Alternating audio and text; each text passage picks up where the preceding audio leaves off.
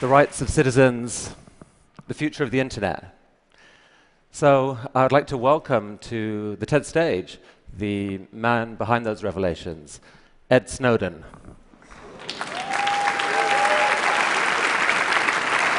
Ed is in a remote location somewhere in Russia, controlling this bot from his laptop, so he can see what the bot can see. Ed, welcome to the TED stage. What can you see, as a matter of fact? I can see everyone. This is amazing. Ed, some questions for you. You've been called many things in the last few months. You've been called a whistleblower, a traitor, a hero. What words would you describe yourself with? You know, everybody who's involved with this debate has been struggling over me and my personality and how to describe me. But when I think about it, this isn't the question that we should be struggling with. Who I am really doesn't matter at all. If I'm the worst person in the world, you can hate me and move on. What really matters here are the issues. What really matters here is the kind of government we want, the kind of internet we want, the kind of relationship between people and societies. And that's what I'm hoping the debate will move towards, and we've seen that increasing over time. If I had to describe myself, I wouldn't use words like hero, I wouldn't use patriot, and I wouldn't use traitor. I'd say I'm an American and I'm a citizen, just like everyone else. So just to give some context for those who don't know the whole story, This time a year ago, you were stationed in Hawaii, working as a consultant to the NSA. You had, as a sysadmin, you had access to their systems.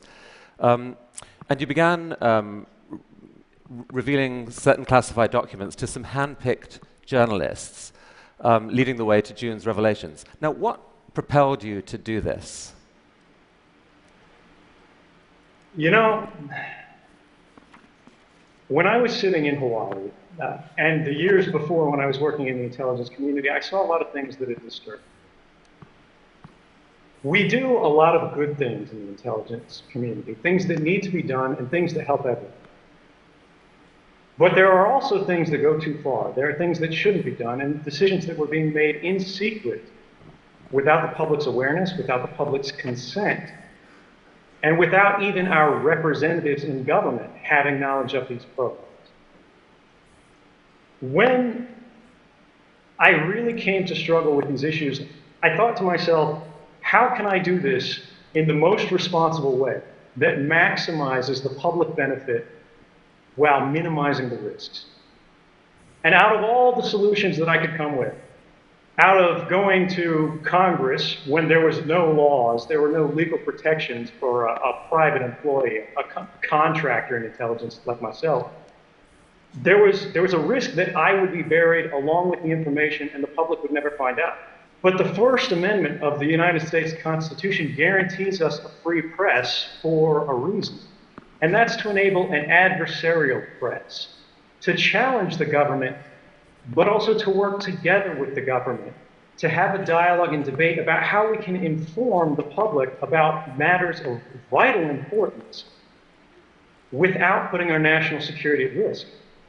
And by working with journalists, by giving all of my information back to the American people, rather than trusting myself to make the decisions about publication, we've had a robust debate with a deep investment by the government that I think has resulted in a benefit for everyone. And the risks that have been threatened, the risks that have been played up by the government have never materialized. We've never seen any evidence of even a single instance of specific harm. So let's because of that, I'm comfortable with the decisions that I make.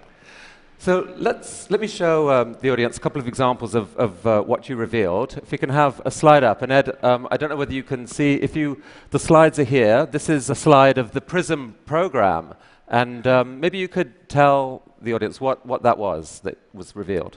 The best way to understand PRISM, because there's been a little bit of controversy, is to first talk about what PRISM isn't. Much of the debate in the US has been about metadata. They've said it's just metadata, it's just metadata, and they're talking about a specific legal authority called Section 215 of the Patriot Act. That allows sort of warrantless wiretapping, mass surveillance of the entire country's sort of phone records, things like that. Who you're talking to, when you're talking to them, where you travel, these are all metadata events. PRISM is about content. It's a program through which the government could compel corporate America. It could sort of deputize corporate America to do its dirty work for the NSA. And even though some of these companies did resist, even though some of them, I believe Yahoo was one of them, challenged them in court, they all lost because it was never tried by an open court. They were only tried by a secret court. And something that we've seen, something about the PRISM program that's very concerning me is there's been a talking point in the US government where they've said 15 federal judges have reviewed these programs and found them to be lawful. But what they don't tell you is those are secret judges in a secret court based on secret interpretations of law that's considered 34,000 warrant requests over 33 years, and in 33 years only rejected 11 government requests. These aren't the people that we want deciding what the role of corporate America in a free and open internet should be. Now this slide that we're showing here shows the dates in which different technology companies, internet companies, are alleged to have joined the program and where data collection began from them. Now they have denied collaborating with the NSA. How was that data collected by the NSA? Right, so the NSA's own slides refer to it as direct access. What that means to an actual NSA analyst, someone like me who is working as an intelligence analyst, targeting, Chinese cyber actors, things like that in Hawaii, is the provenance of that data is directly from their servers. It doesn't mean that there's a group of company representatives sitting in a smoky room with the NSA palling around and making backroom deals about how they're going to give this stuff away. Now, each company handles it different ways. Some are responsible, some are somewhat less responsible. But the bottom line is when we talk about how this information is given, it's coming from the companies themselves. It's not stolen from the lines. But there's an important thing to remember here. Even though companies pushed back, even though companies demanded, hey, let's do this through a warrant process. Let's do this, where we actually have some sort of legal review, some sort of basis for handing over these users' data. We saw stories in the Washington Post last year that weren't as well reported as the PRISM story that said the NSA broke in to the data center communications between Google to itself and Yahoo to itself. So even these companies that are cooperating in at least a compelled but hopefully lawful manner with the NSA isn't satisfied with that. And because of that, we need our companies to work very hard to guarantee that they're going to represent the interests of the user and also advocate for the rights of the users. And I think over the last year, we've seen the companies that are named on the PRISM slides take great strides to do that, and I encourage them to continue. What more should they do? The biggest thing that an internet company in America can do today, right now, without consulting with lawyers to protect the rights of users worldwide, is to enable SSL or TLS, sort of encryption, web encryption on every page that you visit. The reason this matters is today, if you go to look at a copy of 1984 on Amazon.com, the NSA can see a record of that. The Russian intelligence service can see a record of that. The Chinese service can see a record of that. The French service, the German service, the services of Andorra, they can all see it because it's unencrypted. The world's library is Amazon.com. But not only do they not support encryption by default, you cannot choose to use encryption when browsing through books. This is something that we need to change, not just for Amazon. I don't mean to single them out, but they're a great example. All companies need to move to an encrypted browsing habit by default for all users who haven't taken any action or picked any special methods on their own. That'll increase the privacy and the rights that people enjoy worldwide. Ed, come with me to this part of the stage. I want to show you the next slide here. This is a program called Boundless Informant. What is that? So I've got to give credit to the NSA for using appropriate names on this. This is one of my favorite NSA cryptonyms.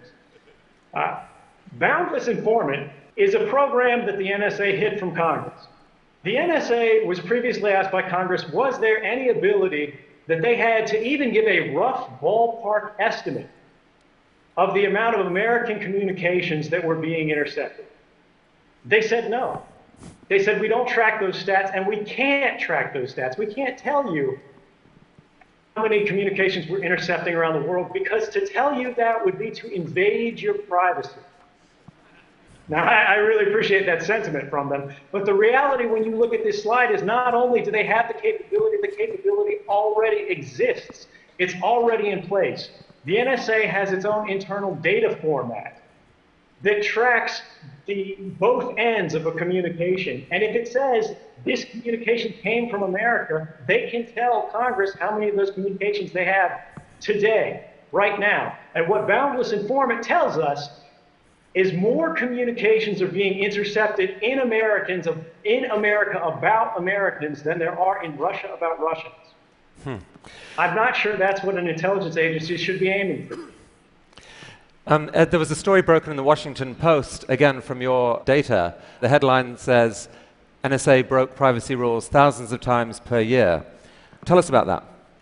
We also heard in congressional testimony last year, it was an amazing thing for someone like me who came from the NSA and who's seen the actual internal documents, knows what's in them, to see officials testifying under oath that there have been no abuses, that there have been no violations of the NSA's rules, when we knew this story was coming. But what's especially interesting about this, about the fact that the NSA has violated their own rules, their own laws, thousands of times in a single year, including one event by itself, one event out of those 2,776, that affected more than 3,000 people. In another event, they intercepted all the calls in Washington, D.C. by accident. What's amazing about this report that didn't get that much attention, is the fact that not only were there 2,776 abuses, the chairman of the Senate Intelligence Committee, Dianne Feinstein, had not seen this report until the Washington Post contacted her asking for comment on the report. And she then requested a copy from the NSA and received it, but had never seen this before that. What does that say about the state of oversight in American intelligence when the chairman of the Senate Intelligence Committee has no idea that the rules are being broken thousands of times every year? Ed, one response to this whole debate is this. It's why should we care about all this surveillance, honestly? I mean, look, if you've done nothing wrong, you've got nothing to worry about. What's wrong with that point of view? Well, so the first thing is you're giving up your rights. You're saying, hey, I don't think I'm going to need them, so I'm just going to trust that, let's get rid of them. It doesn't really matter. These guys are going to do the right thing. Your rights matter because you never know when you're going to need them. Beyond that, it's a part of our cultural identity, not just in America, but in Western societies and in democratic societies around the world. People should be able to pick up the phone and to call their family. People should be able to send a text message to their loved ones. People should be able to buy a book online. They should be able to travel by train. They should be able to buy an airline ticket without wondering about how these events are going to look to an agent of the government, possibly not even your government, years in the future. How they're going to be misinterpreted and what they're going to think your intentions are. We have a right to privacy. We require warrants to be based on probable cause or some kind of individualized suspicion because we recognize that trusting anybody, any government authority with the entirety of human communications in secret and without oversight is simply too great a temptation to be ignored. Some people are furious at what you've done. I heard a quote recently from Dick Cheney, who said that Julian Assange was a flea bite. Edward Snowden is the lion that bit the head off the dog. He thinks you've committed one of the worst acts of betrayal in American history. What would you say to people who think that? Dick Cheney is really something else.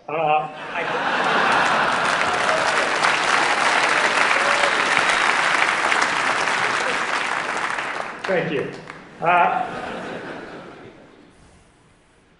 I think it's amazing because at the time, Julian Assange was doing some of his greatest work. Dick Cheney was saying he was going to end governments worldwide. The skies were going to ignite and the seas were going to boil off. And now he's saying it's a flea bite. So we should be suspicious about the same sort of overblown claims of damage to national security from these kind of officials. But let's assume that these people really believe this. I would argue that they have kind of a narrow conception of national security. The prerogatives of people like Dick Cheney do not keep the nation safe. The public interest is not always the same as the national interest. Going to war with people who are not our enemy in places that are not a threat doesn't make us safe. And that applies whether it's in Iraq or on the internet. The internet is not the enemy. Our economy is not the enemy. American businesses, Chinese businesses, and any other world, any other company out there is a part of our society. It's a part of our interconnected world. There are ties of fraternity that bond us together. And if we destroy these bonds by undermining the standards, the security, the manner of behavior that nations and citizens all around the world expect us to abide by. But it's alleged that you've stolen 1.7 million documents. It seems only a few hundred of them have been shared with journalists so far. Are there more revelations to come? There are absolutely more revelations to come. I don't think there's any question that some of the most important reporting to be done is yet to come. Well, let me come here, because I want to ask you about this particular revelation. Come and take a look at this. I mean, this is a story which I think for a lot of the techies in this room is the single most shocking thing that they have heard in the last few months. It's about a program called Bull Run. Could you explain what that is? So Bull Run, and this is again where we've got to thank the NSA for their candor. This is a program named after a Civil War battle. The British counterpart is called Edgehill, which is a UK Civil War battle. And the reason that I believe they're named this way is because they target our own infrastructure. They're programs through which the NSA intentionally misleads corporate partners.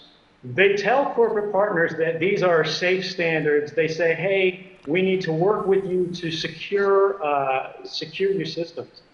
But in reality, they're giving bad advice to these companies that makes them degrade the security of their services. They're building in back doors that not only the NSA can exploit, but anyone else who has time and money to research and find it can then use to let themselves into the world's communications.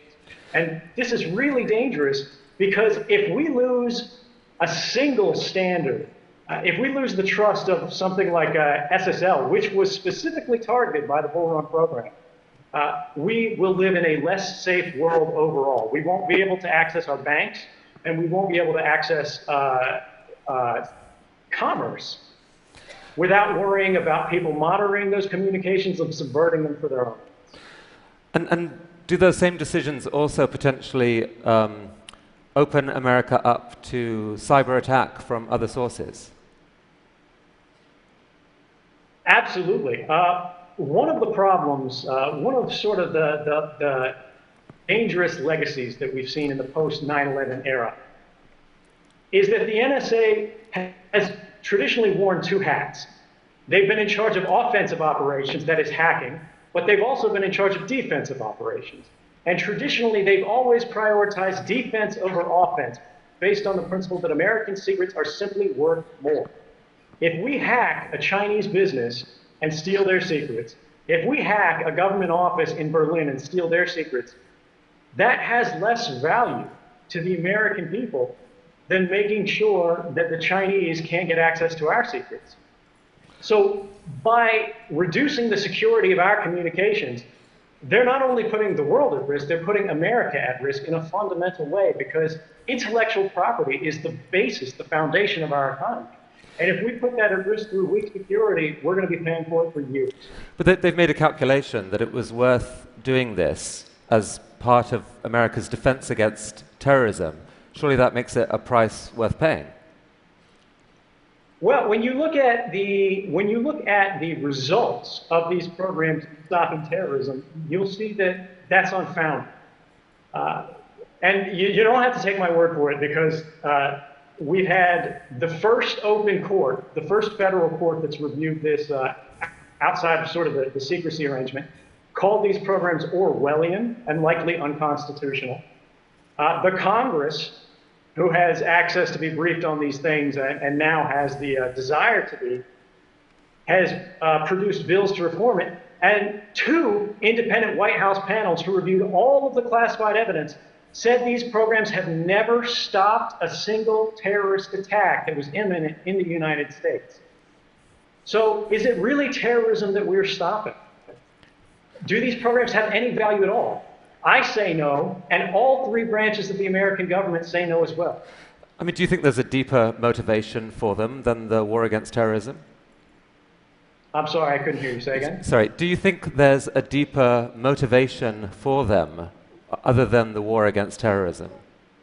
Yeah, the bottom line is that terrorism has always been what we in the intelligence world would call a cover for action. Terrorism is something that provokes an emotional response that allows people to rationalize authorizing powers and programs that they wouldn't give otherwise. The Bull Run and Edge Hill type programs, the NSA asked for these authorities back in the 1990s. They asked the FBI to go to Congress and make the case. The FBI went to Congress and did make the case. But Congress and the American people said no. They said it's not worth the risk to our economy. They said it's worth too much damage to our society to justify the gains. But what we saw is in the post-9/11 era, they used secrecy and they used the justification of terrorism to start these programs in secret without asking Congress, without asking the American people. And it's that kind of government behind closed doors that we need to guard ourselves against, because it makes us less safe and it offers no value. Okay, come with me here for a sec, because I've got a more personal question for you. Speaking of terror, most people would find the situation you're in right now in Russia pretty terrifying. You obviously, you heard what happened, what the treatment that Bradley Manning got, Chelsea Manning as now is. And there was a story in BuzzFeed saying that there are people in the intelligence community who want you dead. How are you coping with this? How are you coping with the fear? It's no mystery that there are governments out there that want to see me dead. I've made clear again and again and again that I go to sleep every morning thinking about what I can do for the American people. I don't want to harm my government. I want to help my government. Well, the fact that they are willing to completely ignore due process, they're willing to declare guilt without ever seeing a trial, these are things that we need to work against as a society and say, hey, this is not appropriate. We shouldn't be threatening dissidents. We shouldn't be criminalizing journalists. And whatever part I can do to see that end, I'm happy to do despite the risks. So I'd actually like to get some feedback from the audience here, because I know there's widely differing reactions to Edward Snowden. Suppose you had the following 2 choices, right? You could view what he did as fundamentally a reckless act that has endangered America, or you viewed it as fundamentally a heroic act that will work towards America and the world's long-term good. those are the two choices I'll give you. I'm curious to see who's willing to vote with the first of those, that this was a reckless act. There's some hands going up. Some hands going up. It's hard to put your hand up when the man is standing right here, but I see them. I can see you. And who goes with the second choice, the fundamentally heroic act? And I think it's true to say that there are a lot of people who didn't show a hand, and I think are still thinking this through. Because it seems to me that the debate around you doesn't split along traditional political lines. It's not left to right. It's not really about pro-government, libertarian, or not just that. Part of it is almost a generational issue. You're part of a generation that grew up with the internet, and it seems as if you become offended at almost a visceral level when you see something done that you think will harm the internet. I mean, is there some truth to that? It is. You know, I think it's very true. This is not a left or right issue. You know, our basic freedoms, and when I say our, I don't just mean Americans, I mean people around the world. It's not a partisan issue. These are things that all people believe in, and it's up to all of us to protect them.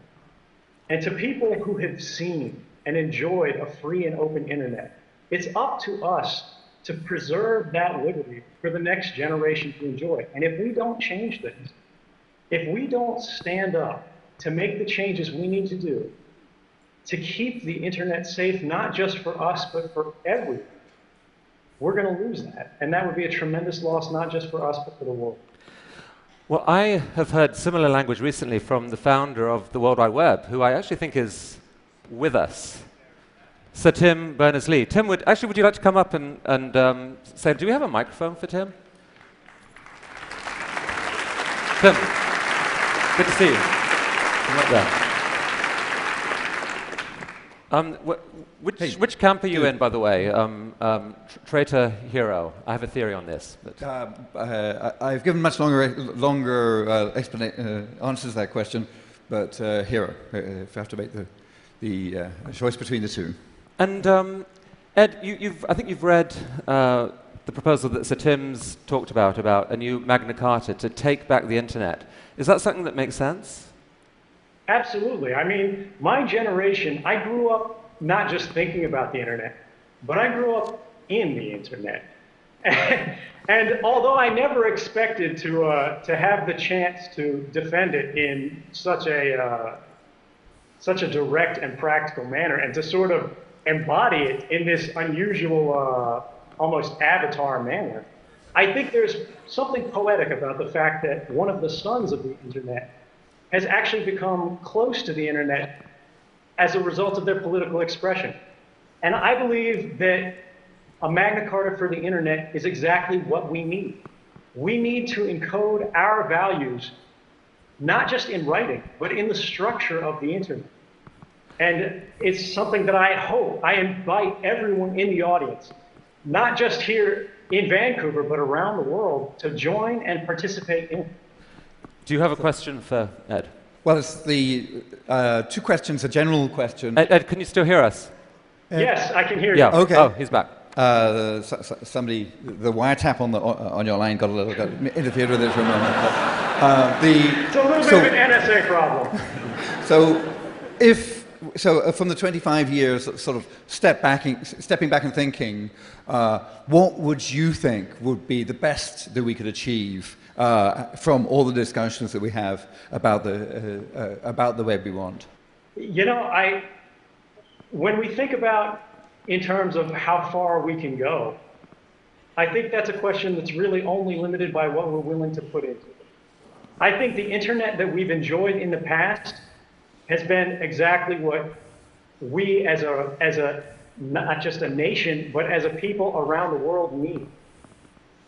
And by cooperating, by engaging not just the technical parts of society, but as you said, the users, the people around the world who contribute through the internet, through social media, who just check the weather, who rely on it every day as a part of their life, to champion that.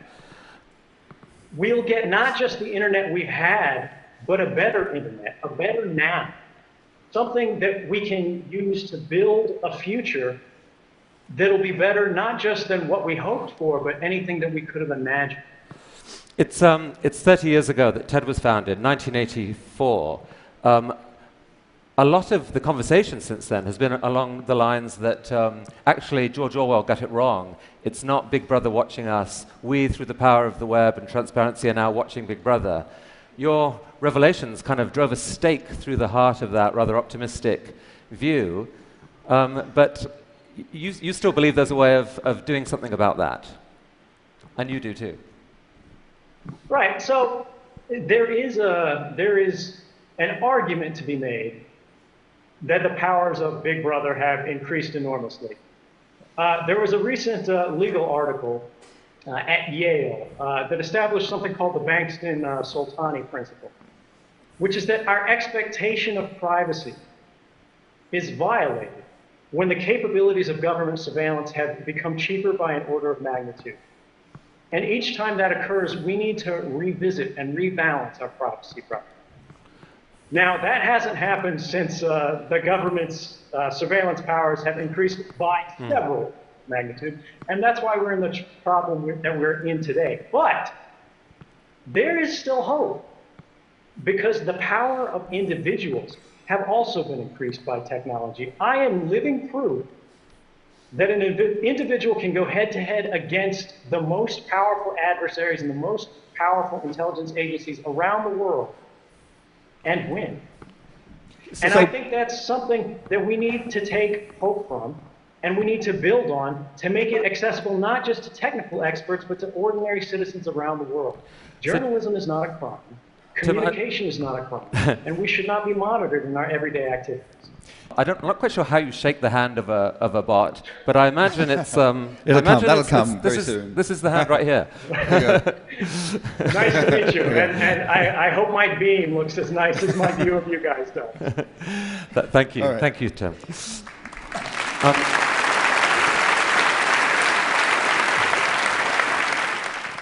I mean, the New York Times recently called for an amnesty for you. Would you welcome the chance to come back to America? Absolutely. I mean, there's really no question. The principles that have been the foundation of this project have been the public interest and the principles that underlie the journalistic establishment in the United States and around the world. And I think if the press is now saying, we support this, this is something that needed to happen, that's a powerful argument, but it's not the final argument. And I think that's something that the public should decide. But at the same time, the government has hinted that they want some kind of deal, that they want me to sort of compromise the journalists with which I've been working to come back. And I want to make it very clear that I did not do this to be safe. I did this to do what was right. And I'm not going to stop my work in the public interest just to benefit myself. Well, in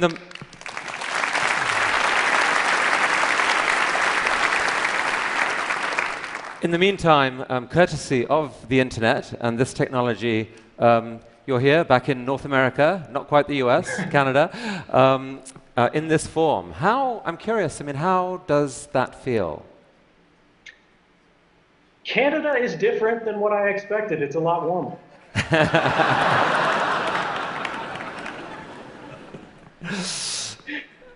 The mission is ideas worth spreading. If you could encapsulate it in a single idea, what is your idea worth spreading right now at this moment? I would say the last year has been a reminder that democracy may die behind closed doors, but we as individuals are born behind those same closed doors. And we don't have to give up our privacy to have good government. We don't have to give up our liberty to have security. And I think by working together, we can have both open government and private lives. And I look forward to working with everyone around the world to see that happen. Thank you very much. Thank you.